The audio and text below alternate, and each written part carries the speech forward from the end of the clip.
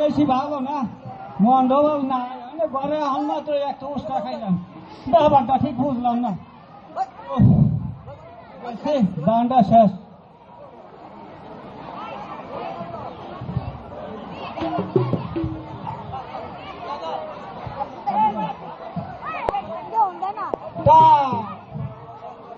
এটা টাক না, এটা কোনো ব্যাপার না।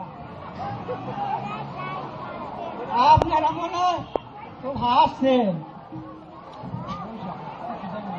আরে হাসেন না, হাসেন না।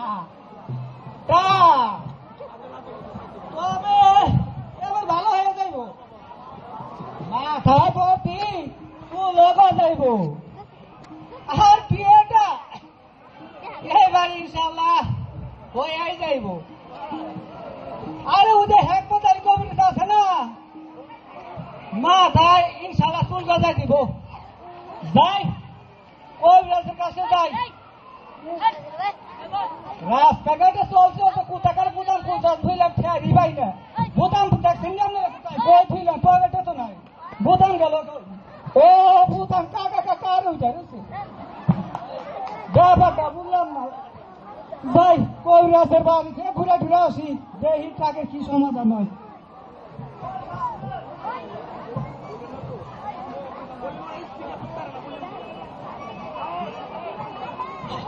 আসসালামু আলাইকুম কবিরাজ সাহেব। আসসালাম। কি খবর সুন্দর আলী সাহেব?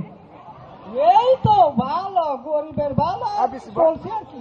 আছেন কেমন? চলে আর কি, ভালোই। আপনার দুয়ার বলতো। তা আপনি কেমন আছে? আর আমাকে ভালো না থাকলে কি চলে? কবিরাজ মানুষ, নিজে ভালো না থাকলে আপনাদের দেখবে কাটা। তা তো বটেই, তা তো বটেই। বসেন বসেন, কি খবর আপনার বলেন? বসেন। ওষুধগুলো যে দিছিলাম ঠিক মতো খাইছেন তো? ঠিক মতন তো খাইছি, ঠিক মতন রাখছি। বেশ ভালোই তো, ভালো কাজ করেছেন। কিন্তু চুল গজানোর তো কোনো লাউনা হইতেছে না। আরে মশাই, এত অধৈর্য হইলে কি চলে? চুল গজাইব। আরে ওষুধ দিছি, ওষুধ খাইছেন, মাথায় মাখছেন, চুল গজাইব, এত টেনশন লেন না।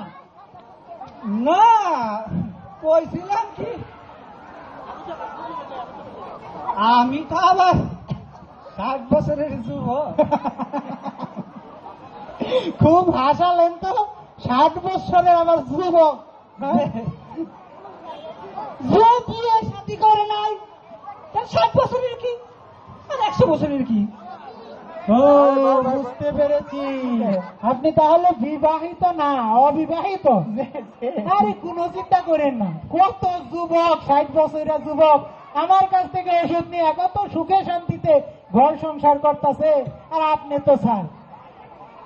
আরে কবিরাজ সাহেব, যেখানে নিয়ে দেখতে যাই সবাই বলে আপনি একাইছেন কে, ছেলে নিয়ে আসবেন না? কত কবিরাজ সাহেব, এত লজ্জা কেন দেশই?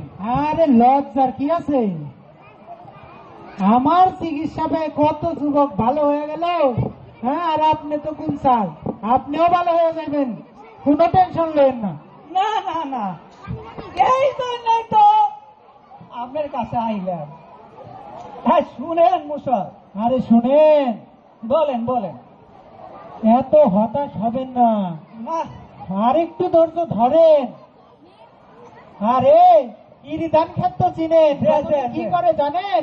শুকনা খেতে হাল চাষ করে, তারপর পুরা জবাব আছে, তারপর পানি দেয়, সার দেয়, কাদা কাদা করে, তারপর তো ধান লাগায়।